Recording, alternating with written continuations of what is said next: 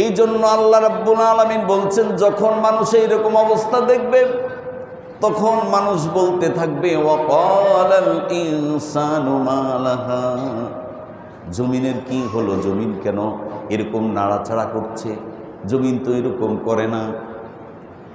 এরপর আল্লাহ রাব্বুল আলামিন বলেন ইয়াউমা ইদিন তুহাদ্দিসু আখবারাহা,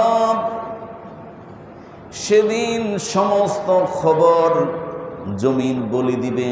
ইয়াউমা ইদিন তুহাদ্দিসু আখবারাহা, খবর আমরা যেমন খবর শুনি এটা হচ্ছে এক বচন, খবরের বহু বচন হচ্ছে আখবার, সংবাদ সমূহ।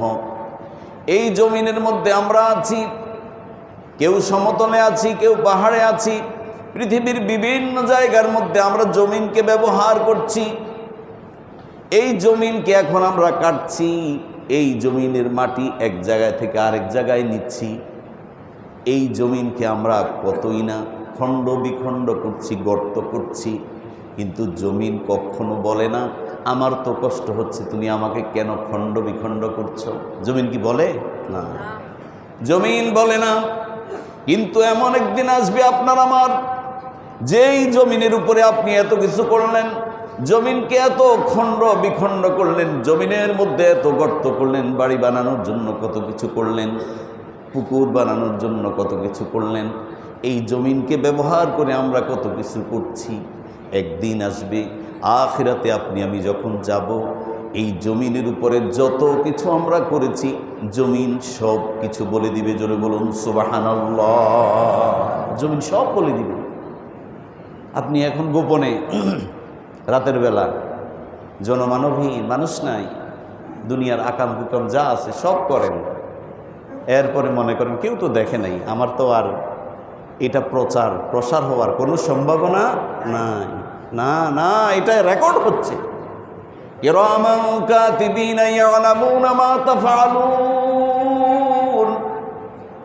প্রত্যেক মানুষের দুই কাঁধের মধ্যে দুইজন ফেরেশতা আছে, সম্মানিত লেখকদ্বয় প্রতি মুহূর্তে আপনি আমি কি করছি সেগুলো লিপিবদ্ধ করছেন। আর জমিনের উপরে আমরা কি করছি জমিন সব কিছু মনে রাখবে। আখিরাতে যখন যাবেন জমিন সমস্ত কিছু আল্লাহ রাব্বুল আলামিনের সামনে সব প্রকাশ করে দিবে। জোরে বলুন সুবহানাল্লাহ। এই কথাটাই আল্লাহ সূরা জিলজালের মধ্যে বলেছেন, ইয়াউমা ইদিন তুহাদ্দিসু আখবারাহা, সেদিন জমিন সমস্ত কিছু প্রকাশ করে দিবে, সমস্ত খবর বলে দিবে। জমিনকে ব্যবহার করে কে ভালো কাজ করেছে, জমিনের মধ্যে কে খারাপ কাজ করেছে, ভালো কাজের জন্য কি দিবে, খারাপ কাজের জন্য কি দিবে, সূরার শেষের মধ্যে আছে ইয়াউমা ইদিন তুহাদ্দিসু আখবারাহা। জমিন কেন বলে দিবে? জমিনের কোনো সক্ষমতা আছে কিনা? দুনিয়ার মধ্যে থাকা অবস্থায় জমিন কোনো কথা বলতে পারে নাই, জমিনের বাক শক্তি ছিল না। আখিরাতের ময়দানে জমিন কিভাবে কথা বলবে?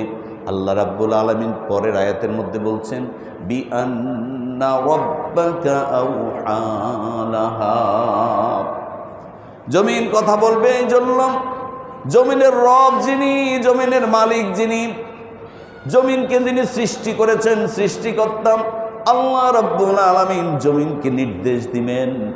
আল্লাহর নির্দেশ পেয়ে জমিন সমস্ত কিছু আল্লাহর সামনে, ওই ব্যক্তির সামনে, মানুষের সামনে প্রকাশ করে দিবে। জোরে বলুন সুবহানাল্লাহ।